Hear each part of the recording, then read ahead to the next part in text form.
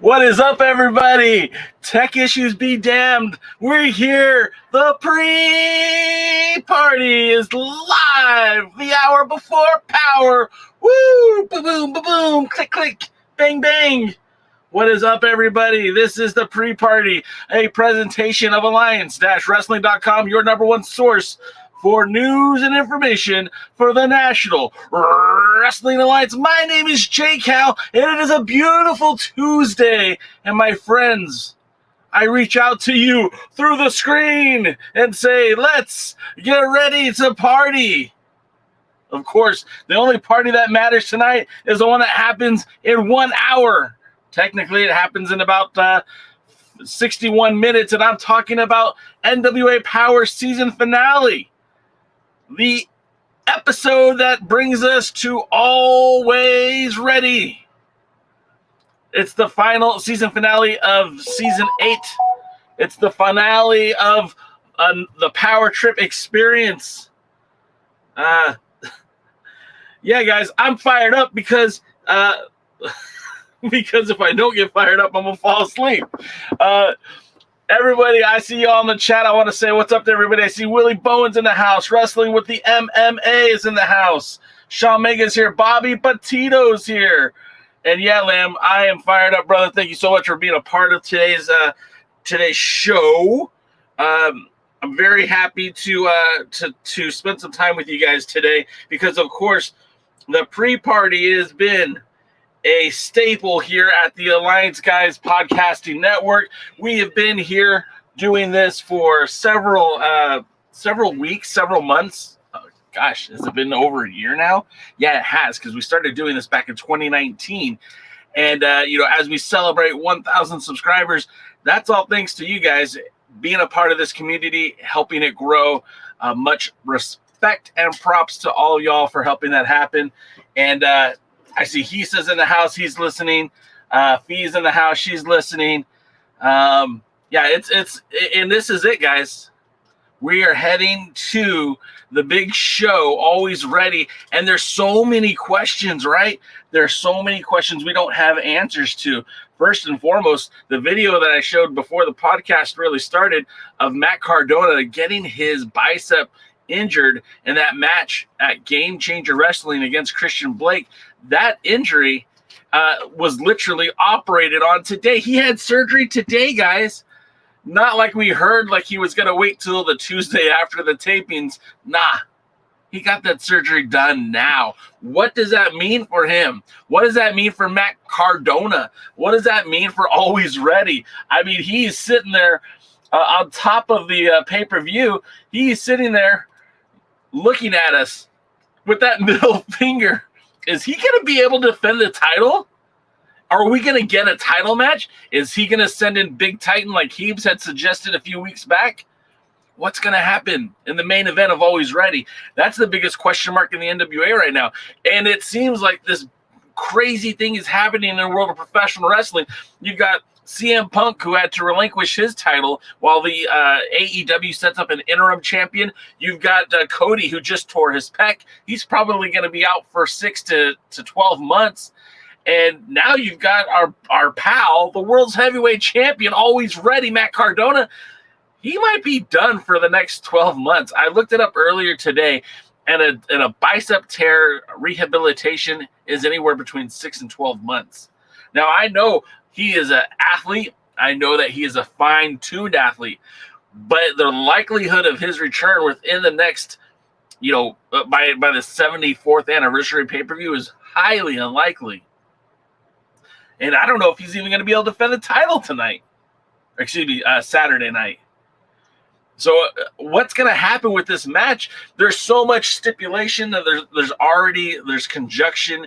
You know, they were trying to determine if there was going to be a steel cage match or if it was going to be a death match. The king of the death match, anyways, is Matt Cardona, the self-professed king of the death matches. He wants it to be no holds barred. All moves are legal. Light tubes and mouse traps and stupid stuff you'll see in Game Changer Wrestling. Nick Aldis wants it in a steel cage to keep the Cardonas out. But this is a big deal. And let me have a drink here of my a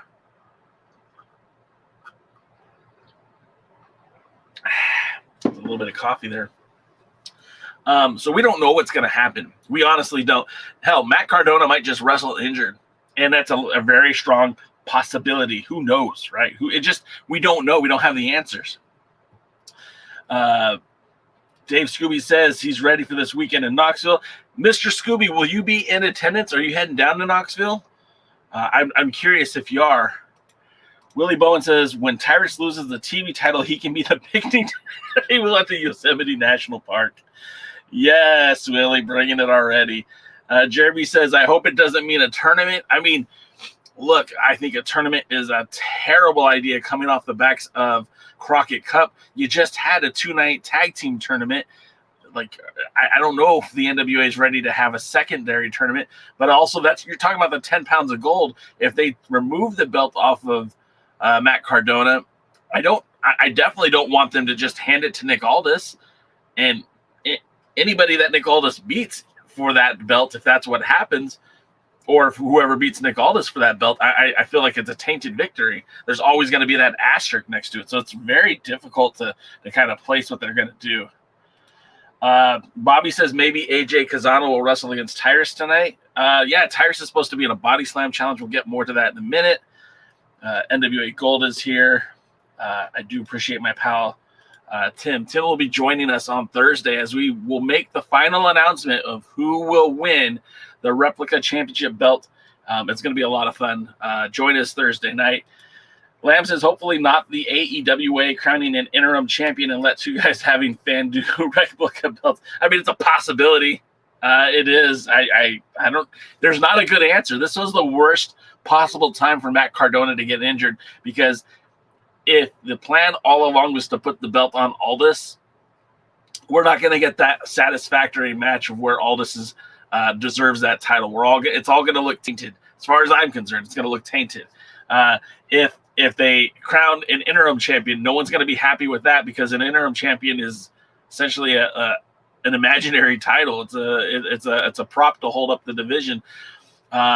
But you can't have Matt Cardona out for 6 to 9 months either. So it's just the worst possible place. Sean Mega says, have Mims win the TV title and world title on the same night. Book it now.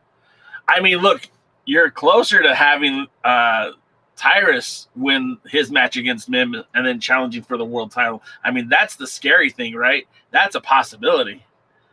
Len says just bringing Brian Myers. I mean, that's what's happening tonight on Power. Len, Brian Myers will be facing Nick Aldis as part of the Shakespeare-esque Cardonas versus the Aldises. It's very Romeo and Juliet without the romance, just two families that seem to hate each other.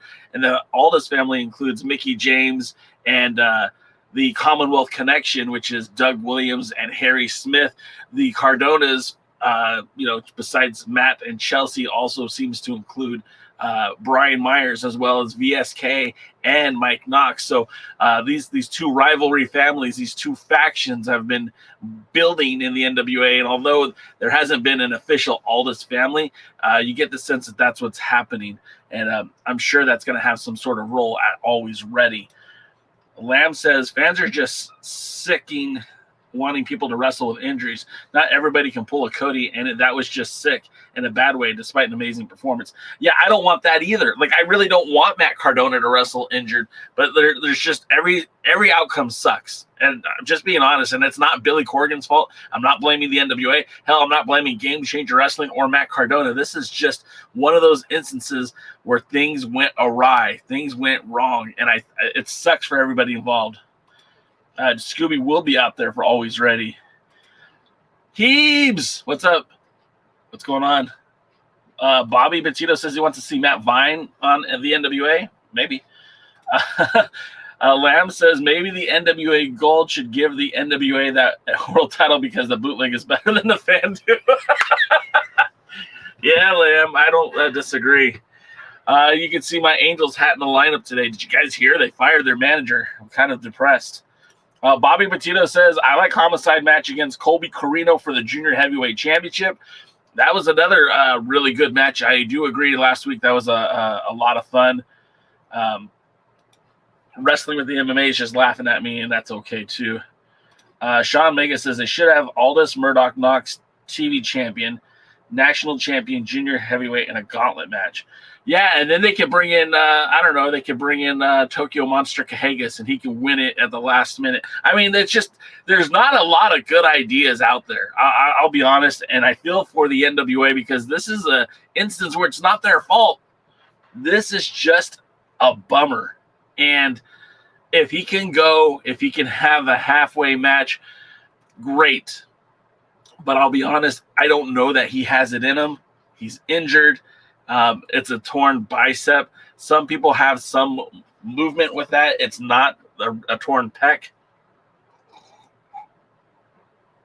I just don't know, man. Just don't know.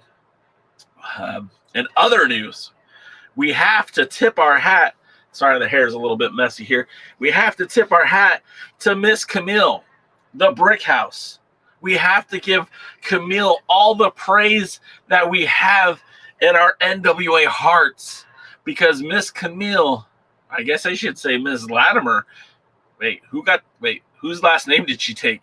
Is it now Tom Brickhouse or is it Kamille Latimer? Anyways, that's another topic for another discussion. Kamille has just surpassed one entire year as Women's World Champion. She's carried the Burke with dignity, honor, and respect. She's had over 14 defenses since becoming champion. And don't forget who she beat to get to where she's at. Let's not forget that Kamille defeated Thunder Rosa not once. Well, okay, technically it was once. She defeated Thunder Rosa for this opportunity to wrestle Serena Deeb for the NWA Women's World Championship. Not only did she best Thunder Rosa, but then she outlasted a 60-minute match where Thunder Rosa could not get the job done. And we love Thunder Rosa here on this podcast. So that shows you how amazing, at least we think, that Kamille winning that Women's World Championship, going through Thunder Rosa twice, going through Serena Deeb to win that title. And then some of the names that she's wrestled for that title, she's defended the title against. Remember, she defeated Kenzie Paige about a month after she won the championship. She defeated Amber Nova, and that was at River City Wrestling. Back in the NWA, defeated Layla Hirsch, defeated Chelsea Green at Coastal Championship Wrestling, defeated Anna Diaz, defeated Kenzie Paige at a two out of three falls match at By Any Means Necessary.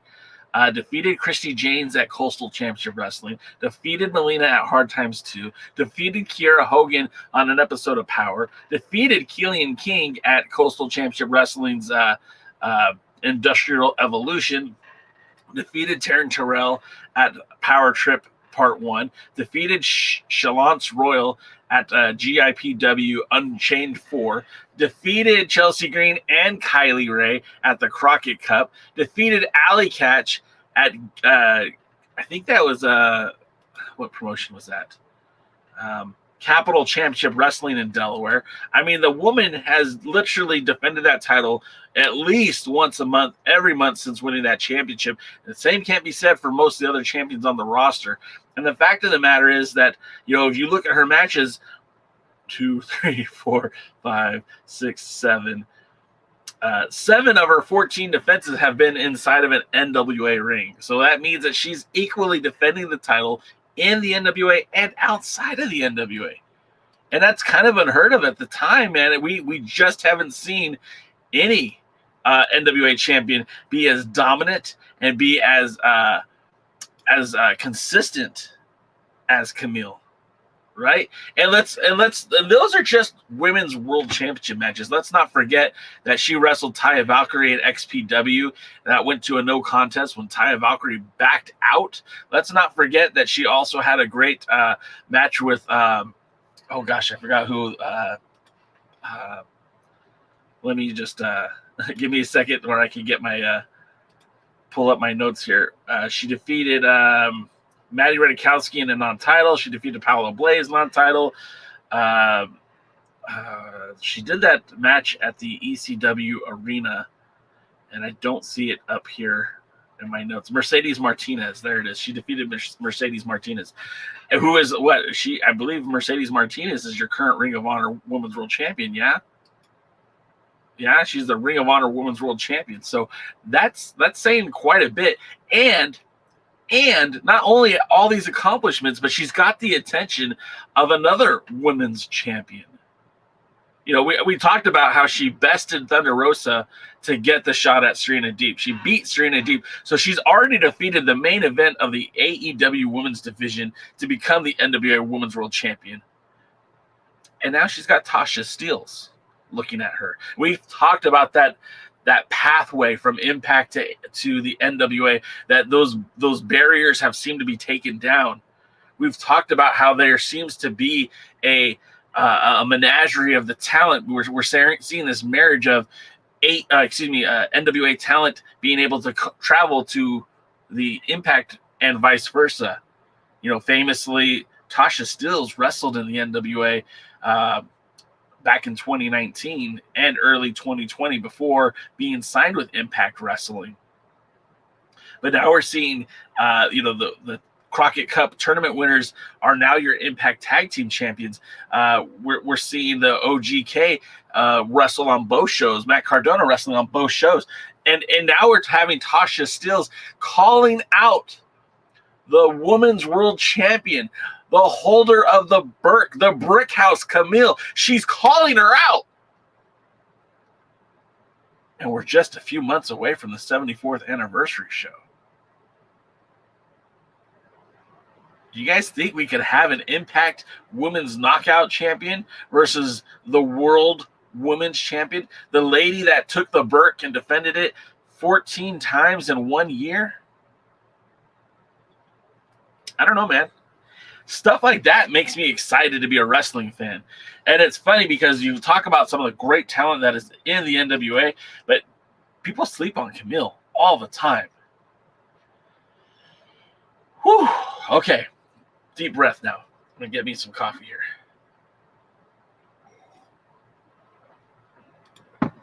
Going back to Cardona's injury, Len says if Cody can work, Cardona can work. I know they're best friends. Maybe they'll push each other. Lamb says, but at the same time, those NWA contracts do not pay bills, and Cardona makes more money on the indies than in the NWA. Yeah, man, it's 100%. I don't disagree with that at all, dude. Because the thing is the NWA, until it decides to become a full-time wrestling promotion, and let's be honest,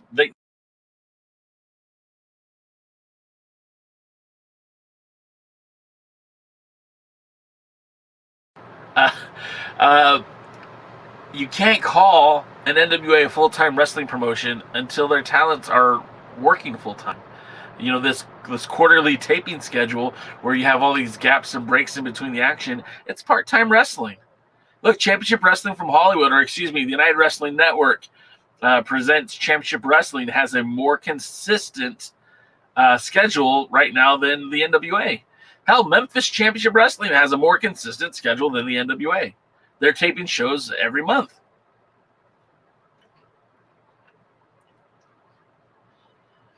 Let's see. Len says the one time. That's right. The one-time champion. And the thing about it this way, too, no one has even gotten close to Kamille. Now she's got a big challenge with KiLynn King, but we know that she's beaten KiLynn King outside of an NWA ring before. And it's going to be very special. We're going to spend some time talking about the matches on Thursday, but we will run down the card tonight about it. And then Wrestling with MMA points out, like, look, they were only getting about $250 a week while carrying the title. Yeah, I mean, look, that's better than most indie money. but it's still not a national promotion. And I get it. Billy Corgan is not a billionaire like Vince McMahon. He's not a billionaire like Tony Khan, but he is a multimillionaire. And until these guys are making the kind of money where they don't have to wrestle elsewhere, they're going to continue to wrestle elsewhere. And these injuries are going to continue to happen. It's an unfortunate set of circumstances. Matt Cardona doesn't wrestle a dangerous style. This was a freak accident. I don't blame Game Changer Wrestling. I don't blame Blake Christian.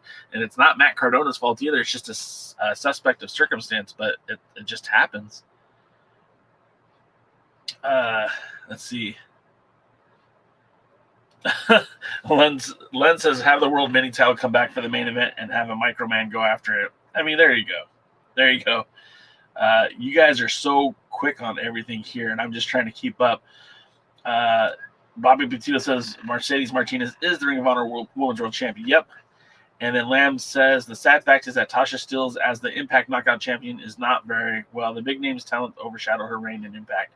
Well, that's the thing too. When you talk about Tasha Steelz, and I'm not an Impact enthusiast. I don't know everything that's going on in Impact, but I do know that you still have the likes of Deonna Purrazzo, Chelsea Green, Mickie James, and Taya Valkyrie just returned. There's a lot of great talent there.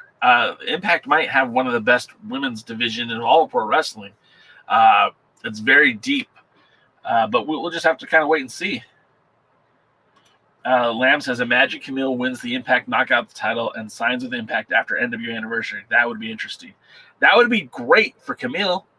It might not be great for the NWA, but it'd be great for Kamille. John reminds us that Deonna Purrazzo on June 25th with XPW out here in Southern California as part of their tournament to crown a women's champion. And who knows? Maybe it's going to be Kamille 2 belts. The brick house with 2 belts. Dave Scooby said would be a great main event if they do Empower 2. I mean, that would be an awesome main event for Empower 2 if that's what they end up doing. Paladin says Jade Cargill can job out to Kamille. Look, Jade Cargill is getting trained by Brian freaking Danielson. Jade Cargill is a beast. I mean, you look how built she is. Kamille could wrestle circles around her, and it's not even close.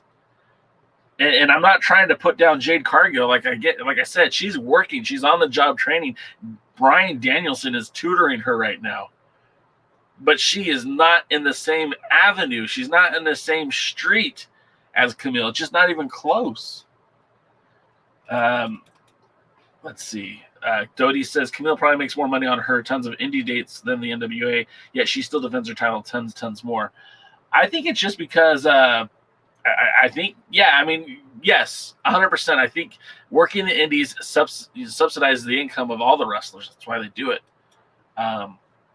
And Devin is here. Devin, I'm sorry about the baseball game getting rained out. My baseball game, I might just stop watching the rest of the year. Angels fired Joe Madden today, which is the dumbest thing I've ever heard. One of the worst baseball decisions I've ever heard. But this isn't a baseball podcast. It's an NWA podcast. Lamb says the NWA fan base speaks very highly about Kamille's title reign. Her outside title defenses have been great. But did the NWA ever build real contenders for her? Feels like they've thrown together pay-per-view matches prior to Alwayz Ready. You're correct on that. I mean, let's face it. Melina was built to face, to have an angle with Kamille. That just didn't seem to go anywhere. They never really pulled the trigger on a Mickie James match between the two, which could still be in the works. But I feel like that with Taya Valkyrie coming in, I think we're seeing some planting of the seeds for the NWA. We could see something happen with Taya Valkyrie. The feud started with XPW, but that doesn't mean it can't spill over into the National Wrestling Alliance. Taya Valkyrie is a very complete athlete as well, but she pales in comparison to the Brick House. She's not built the same. She might be an overall better wrestler, but she doesn't have the same fortitude that Kamille has for sure. Paladin, you might be right on that. And I'm not going to question that. That's none of my business what they do on their time outside of the ring. They're not getting my $9.95 if that's what it is, but good for them. Get that money when you can. Bobby Petito says Anthony Andrews impressed him on NWA USA last Saturday. He wrestled against Gustavo Aguilar. Wrestles at RCW. Yeah, I mean, cool, man. I haven't checked it out yet. I usually watch later. Let's see. Bobby says Masha Slamovich and Giselle Shaw. Yeah, I didn't want to list the entire roster. I mean, they're deep, man. I didn't even mention Rosemary or Jessica Havoc. There's a lot of great talents out there. Len says 1 time 2 belts. I mean, that would be incredible, right? And just imagine, Kamille's young. She's not a seasoned veteran. She's still early in her career. We're talking about her as being one of the most dominant champions in the history of NWA women's wrestling. And that's a history that includes Thunder Rosa, for Christ's sake. Man, you got to think about how great Kamille has been in such a short time. Paladin says Kamille wrestled like Goldberg but safe. Yeah, I mean, I think that's kind of where the idea, like the prototype for Kamille, is that they probably said, hey, she's strong, she's a former football player. Let's put her in a position where she can emulate one of the best transitional athletes from football to wrestling ever, and put her in that Goldberg role, a female Goldberg. That's not a bad blueprint for her, to be quite honest. Let's see. Willie says Kamille could take those phony wannabe lady wrestlers from the WWE. I mean, she could take a lot of them. I mean, look, it's totally fantasy booking, right? But Charlotte Flair versus Kamille, like that match, I don't really necessarily say that Kamille is going to have an easy time with her. Asuka is another one. Bianca Blair, Becky Lynch. I mean, these are some really talented female wrestlers as well. I don't want to say that Kamille would just stomp all over those girls, but certainly she'd give them some. She'd make them work. That's for sure. Paladin says, if that was the case, then why doesn't TK pick up Kamille? Instead, he got Jade Cargill as the TBS champion and is on TV every week. Well, Kamille wrestles on YouTube and indie shows. I mean, there's 100 different reasons for that. I mean, we're only speculating, Paladin. Like, we're only speculating. But Kamille's been under contract with the NWA for probably like 3 years now, since about 2019, I believe. I'm not Kamille's agent. I don't know her finances, but I believe she's been under contract for some time. I'm sure that there, at the very least, has been interest. I mean, there was passing interest in Nick Aldis going to AEW. I can't see that in a world where they wouldn't want Kamille. And again, Cargill is built similar but different, and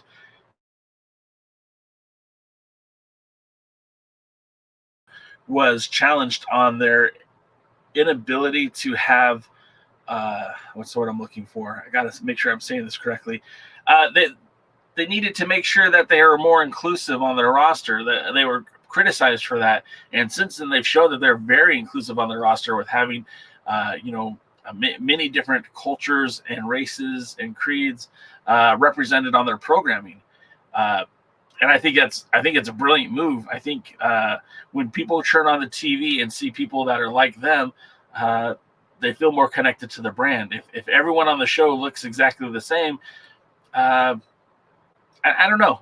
Maybe I'm going off on a wrong tangent here, and I'll keep moving on. But I really think highly of Kamille. If you guys haven't picked that up by now, let's see. Devin said Kamille is going to be dethroned by Paula. Yeah, I mean, we got to start getting to the show, but yeah, you guys are Paladin. There's a lot more to it, man. We just don't have those answers. It would be me speculating and things that I probably shouldn't speculate on, and that's. I don't like it when people talk out of their ass. You know what I mean? There's a lot of people who claim to be wrestling journalists who will run with whatever they hear. I have no way to verify any of the information. We do know that Thunder Rosa was under contract. We do know that she got out of contract, and that's all I know about that. So real quick on tonight's card. Well, first, let's talk about some more NWA news. We didn't really break earlier. We do have a World Junior Heavyweight title match for Alwayz Ready. I love the match. I hate that there's absolutely zero build for this. We've got Homicide taking on PJ Hawk. Now, PJ Hawk, famously the son of Luke Hawk Ari, had a great showing at Crockett Cup, but we haven't seen PJ Hawk since Crockett Cup. And although I love PJ Hawk, and I think he should be a contender for that World Junior Heavyweight Championship, I hate the fact that he hasn't even had a junior heavyweight championship match on NWA USA. Like, this is very much them pulling a guy out of the tag team and putting him into a title match. It's like in some instances, they make wrestlers actually wrestle matches to determine number one contenders. There's been number one contender matches. There have been battle royals to determine number one contenders, or body slam challenges to determine number one contenders. I love PJ Hawks. I don't know why he's getting a title match without any kind of build to it. I hate that, to be quite honest. Also, another late breaking news, Samuel Shaw will be at Alwayz Ready. Now, famously, Samuel Shaw wrestled his last few matches in the NWA, chasing Willie Mack and the NWA National Championship. Samuel Shaw then was given an offer to sign with NXT and had disappeared from our programming for quite some time. Samuel Shaw had never been a part of Power, but his voice was pretty much the voice you heard on the early seasons of the 10 Pounds of Gold. Samuel Shaw returns to the NWA at Alwayz Ready. In what capacity, we don't know, but just look at the guy. He's intimidating. He's unsettling just to look at. We'll see what he has. Shaw, Paladin says, I've heard of Shaw. I've never seen him work. The one place I know you can see him, if you have the NWA All Access, of course, you could go back to the 70th anniversary show. He was part of the national championship qualification matches where him and Willie Mack were the two finalists. I believe Willie Mack and he were the two finalists. He also wrestled against Willie Mack on an episode of Championship Wrestling from Hollywood, chasing that national championship. And again, if you go look through the United Wrestling Network's YouTube channel, you can find that match too. Just type in Sam Shaw versus Willie Mack or Willie Mack national title. Willie Mack didn't have a whole lot of defenses when he was national champion. His run was kind of cut short with some contract disputes. So, that was a very it was a fun match, and Samuel Shaw had some pretty interesting promos at the time. I'm excited to see what he's going to bring to the table. I'm excited to see what he's going to do while in the NWA. I can't wait. Devin, I know for me, when I signed up for All Access, they had initially, I had to let my subscription die out and then purchase it after my subscription had expired. I ended up just signing up with a different email account because it was too much of a pain in the ass, and I don't want to pay for pay-per-views. So hopefully it gets resolved for you sooner than later. But maybe just try a different email address going forward. That brings us to tonight's wrestling show.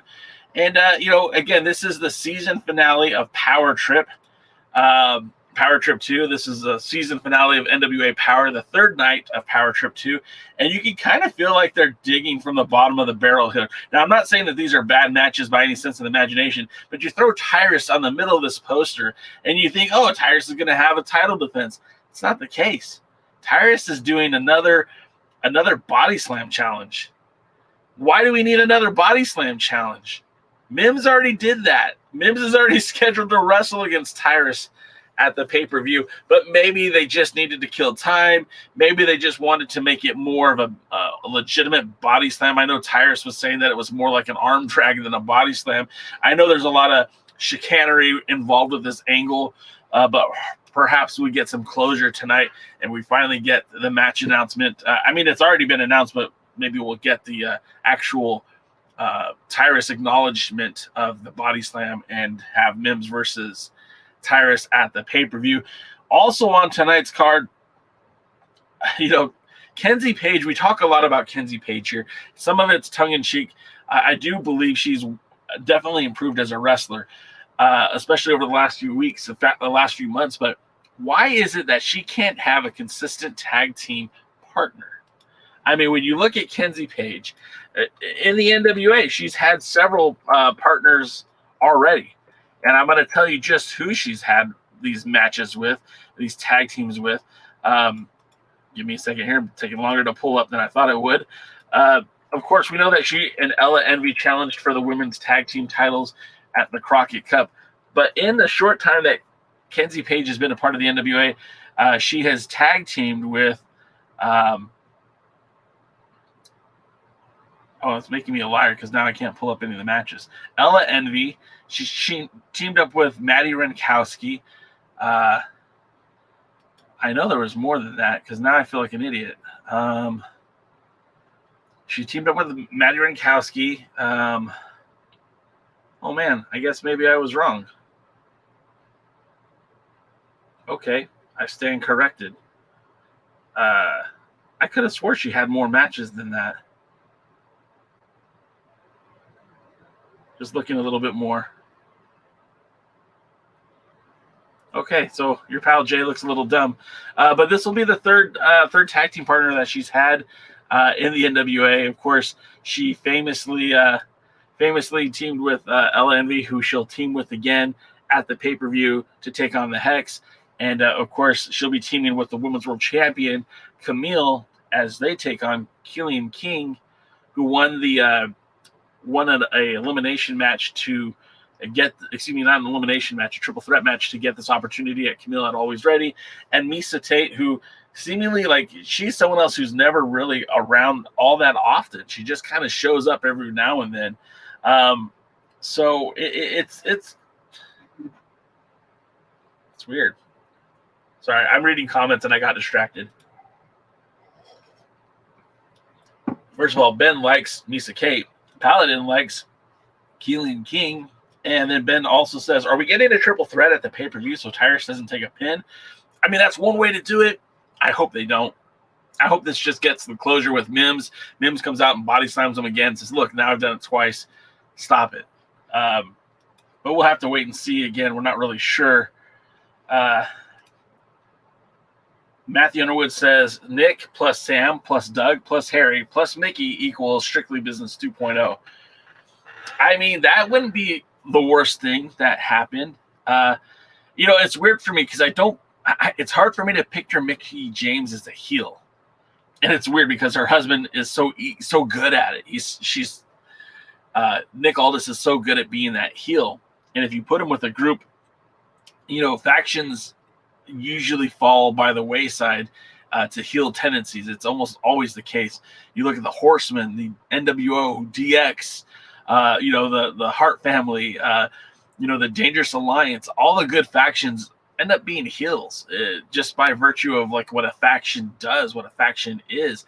Can someone even point out to me a baby face faction? The Job Squad, maybe that was it. Maybe the BWO. But I just feel like it's an interesting concept for sure, Matt. But I don't know. Sam, Sam is a former number one contender for the national championship. I wonder if he's got eyes at Jack Stane. Matthew Underwood says Wolfpack. Okay, I mean, that's a good one. Oh, see, you guys will always call me out on my incorrectness. The New Day, absolutely. Yeah, you're right. And I guess the Shield too, right? If we're being honest, the Shield had a face run there for a little bit. So yeah, I mean, I guess that's fair. But ultimately, I really feel like a faction within the NWA. It just, I don't know. The Ill Begotten have kind of gotten over his baby face, and fans sure do like Gags the Gimp.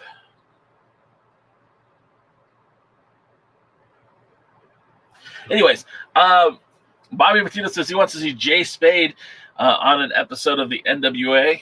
Yeah, Jay Spade seemingly has disappeared from the roster. I mean, he was guaranteed a title shot at Homicide that never came to fruition.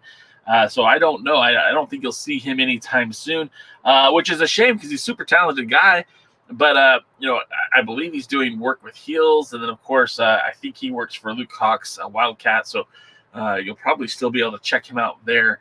We'll just have to wait and see.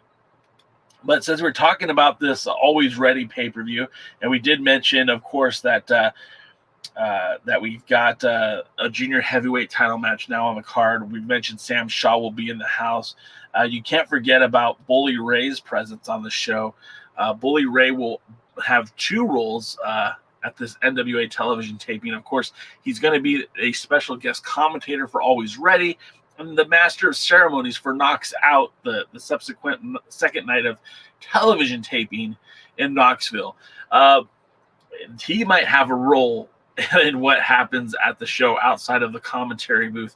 We just don't know. Going back to Bully Ray, he was the guy responsible for the initial training for both KiLynn King and for Kamille. So he has kind of like an invested interest in this. And they had mentioned both on the radio, where Bully Ray is a part of the Busted Open radio show, and it mentioned that like his presence being there is going to put pressure on both athletes, because they want to see, they want to impress their trainer.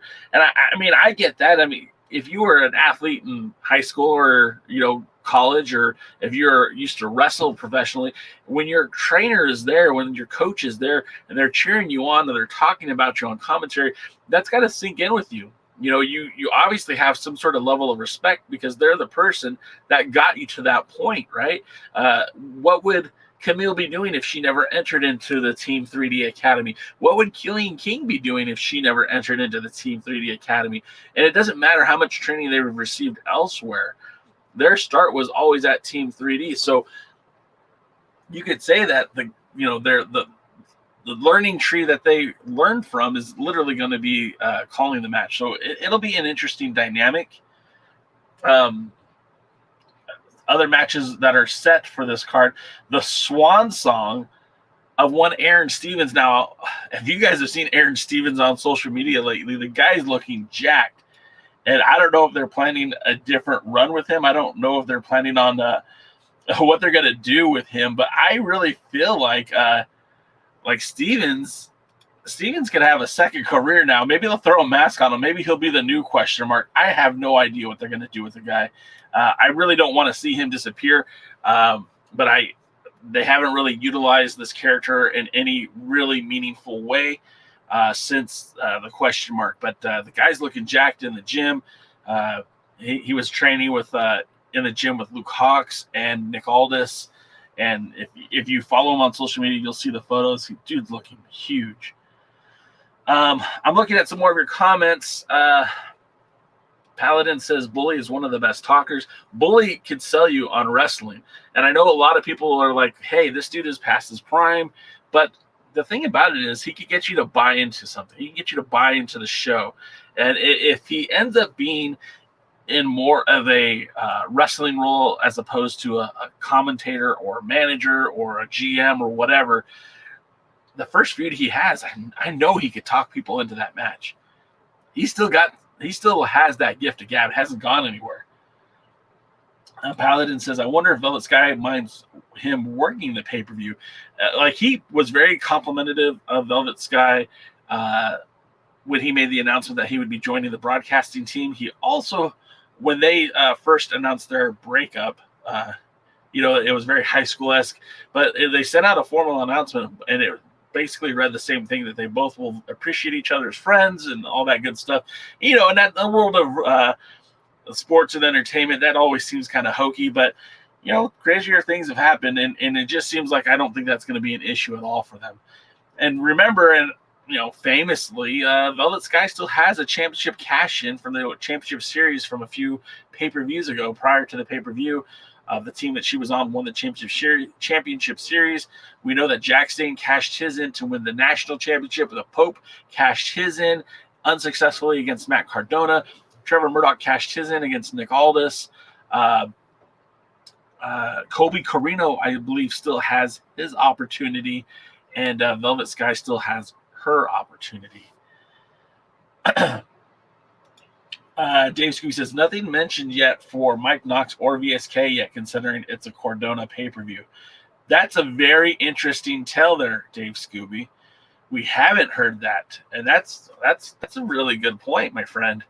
That's a little worrisome, right? Devin says, isn't King at the Nightmare Factory? I know that King has competed of both, or excuse me, I don't know specifically. I know that Bully Ray said on radio that he was the one responsible for training her. So maybe he was just their initial training, and she got her finishing at the American Nightmare Factory, or maybe she's maybe that's where she started and got her finishing with Team 3D. I really don't know. I can't answer that for you, to be honest. Or maybe she has just been a part of their showcase. Yeah, I mean, and like, look, they still want talented people on their shows. Let's see. Paladin says, Murdoch looks like an ice cream left out in the summer heat. Man, how are you going to talk about the former world champion like that? This is the Trevor Murdoch that I've wanted for quite some time. Someone who's angry, bitter, a roughneck who's going to go out there and just throw some lariats, some bulldogs, and call it a day.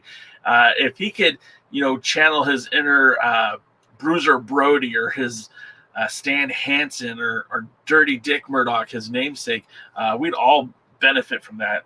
I don't know if he'll ever get another shot at the World's Heavyweight Championship. He technically has a rematch against Cardona, but we'll see. Devin says, Cardona said yesterday that if he dies during surgery, his dying wish is that VSK becomes our champion. I don't wish death on anybody, and I especially don't wish VSK as our World's Heavyweight Champion. Bobby Petito's looking forward to seeing Taya Valkyrie in the NWA. I think she's going to do great, man. I mean, of course she is. It's Taya Valkyrie. Devin says, I thought Stevens quit. May wanted to go with him. Yeah, I mean, he basically said he was leaving, and then they announced the Swan Song, so who knows? Oh, Kenny! That's great. Murdoch looks like he was pulled from a river, but he's still awesome. I mean, dude's a grizzly veteran. He is a fighter. He looks like a fighter. The first time you ever saw Trevor Murdoch, for me, it was in the early days of seeing some of those tapes from Pro Wrestling Noah, and seeing him as a younger man, really grizzled. I mean, he looked like a grizzly vet in his first few years. I know. I mean, you guys might have saw him in TNA in his early days. Of course, he and Lance Cade wrestled famously for the WWE for many years. I got to see him and Cade team in the NWA on the showcase back in 2008. He doesn't have to look pretty. He has to look scary. That's his job. Paladin says, King was part of the Nightmare family. All of them were students of the Nightmare Factory. Okay. I'll take your word for it. Matthew Underwood says, Aaron is top-tier talent in the industry. I mean, he's still producing for Championship Wrestling from, I guess it's just called Championship Wrestling. Yeah, the new name is Championship Wrestling presented by Car Shield or something like that. But yeah. We already read that one. All bloated. I think you're talking about our pal Trevor Murdoch. Devin says, you knew him before the WWE. Yeah, Trevor showed up. Trevor was a standout from World Legion Wrestling, and David Marquez with Gordon Soley and Harley Race started that promotion in the late 90s. Now, I didn't see it then. I wasn't a fan of it then because it didn't really make its way out onto television outside of that St. Louis area. But they had a pretty big program. They had a lot of stars from the WCW or WWE. See, a lot of those, they had a lot of guys, a lot of talented guys would, from that show, also go to Pro Wrestling Noah. As Harley Race's connections in Japan, you'd see a lot of the WLW guys show up there. And then, of course, if you don't remember this, he was one of, he being him, being Trevor Murdoch, pronouns pal.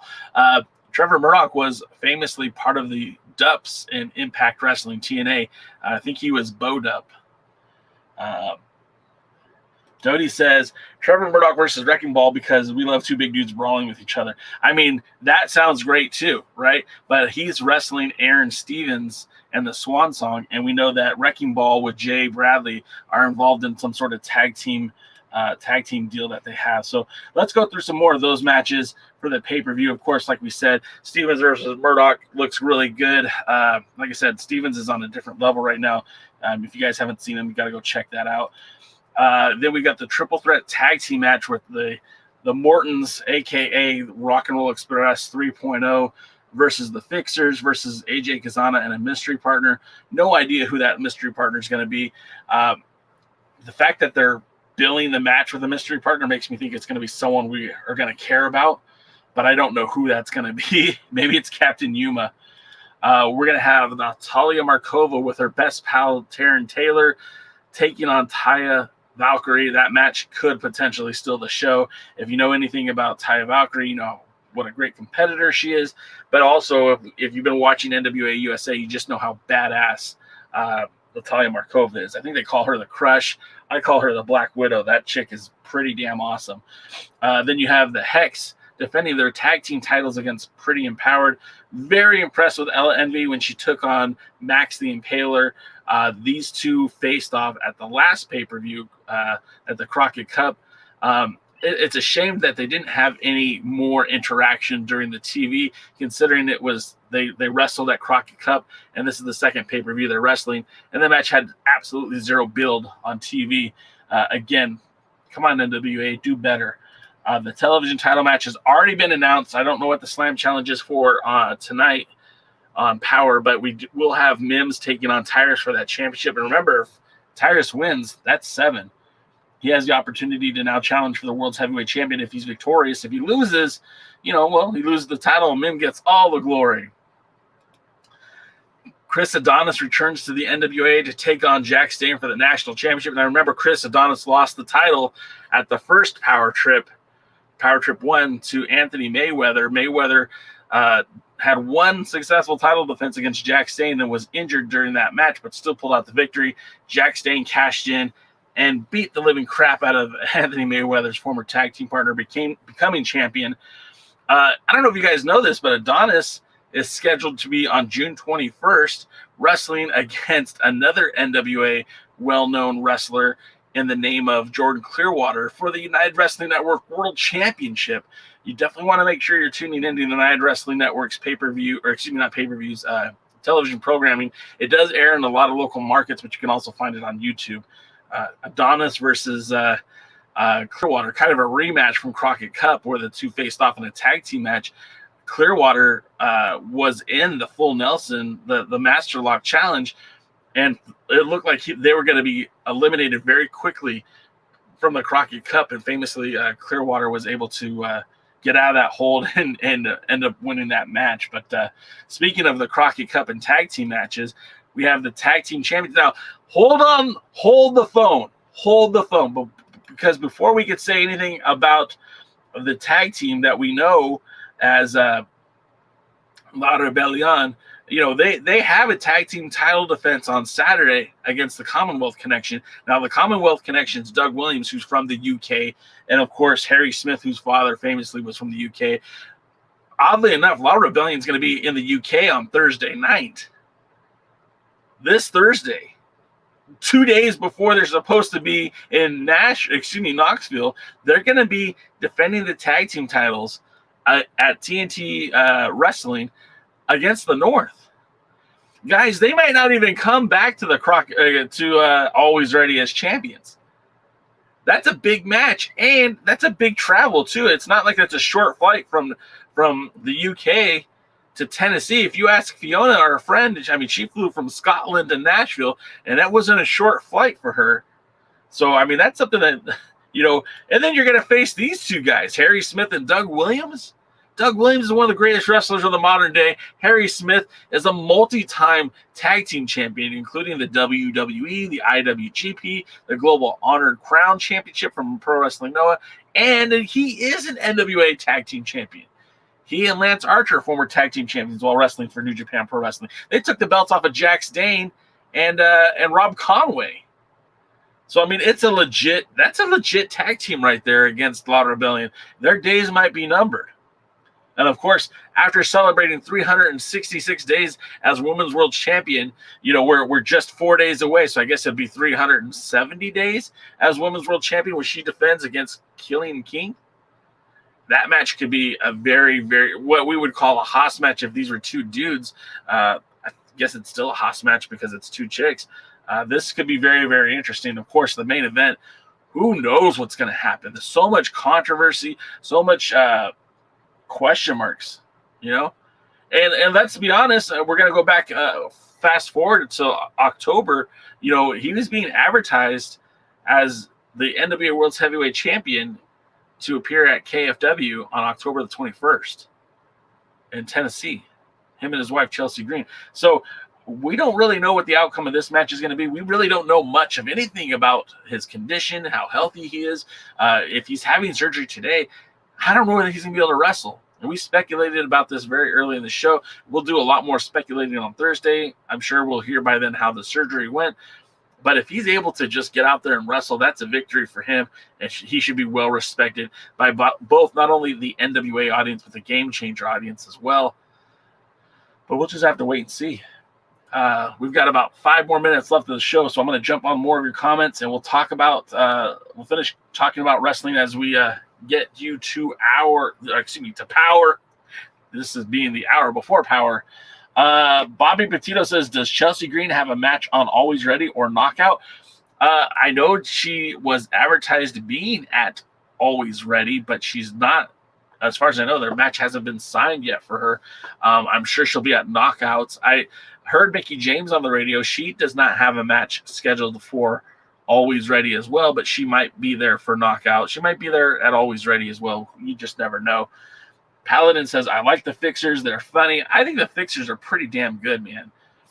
They were my choice. As Doty will tell you, they were my choice to win the Crockett Cup. Unfortunately, that just didn't happen. Bobby Petito says, I like Natalia Markova. I do too. I think she's famously, I don't know if it's famously. I'm not famous. I said that I thought that Lady Frost was the most polished overall wrestler in the NWA, and right now that she's not in the NWA, I put that title back on. I put that title on Natalia Markova. At least in the women's division, I think she could go to any wrestling company right now and be a serious talent for any of those companies. We know that she's working with AAA now, hence why she's probably wrestling against Ty Valkyrie at the pay-per-view. Tony says, will the mystery partner be Ric Flair? I mean, it's a possibility. I mean, my guess is it's going to be Doc Stinson. That's why he hasn't been on This Is Pro Wrestling show. He's training to be a pro wrestler. But who knows? Bobby says maybe AJ Kazana is a mystery partner. Could be a former WWE wrestler. Like, that's a thing, and this is kind of a cool idea. Maybe it's the Blue Meanie. Maybe it's JR Kratos. Maybe it's Anthony Mayweather. We just don't know. In fact, Mayweather might make a lot of sense. Paladin says that Taya is the longest reigning Impact female champion in history. With good reason. She's great. The mystery partner is Robert Gibson. It's the backstab of the century. Tim, why aren't you booking this show? That would be great. Doty says the mystery partner will be Sam Shaw. It could be. I mean, like, I don't know if that's how I would use him, but it certainly would give him a slot. Bobby Petito says, I'd like to see Jordan Cruz wrestle in the NWA. I mean, he'd fit right into the junior heavyweight division, of course. Paladin says, Kings of the North. The North was an Impact tag team made of Josh Alexander and Ethan Page. Did I say the name wrong? Paladin, did I get it wrong? I've warned you guys since day one that the professionalism isn't going to be a hallmark of this podcast. I will flub from time to time. Don't cut me off for that. Devin says, man, I'd be pissed if Law Rebellion isn't our champs come Saturday. Look, I don't want them to lose the belts. I think they're a great tag team. But Doug Williams, Harry Smith, the idea of Harry Smith being a regular roster member of the NWA in 2022 tickles me to no end.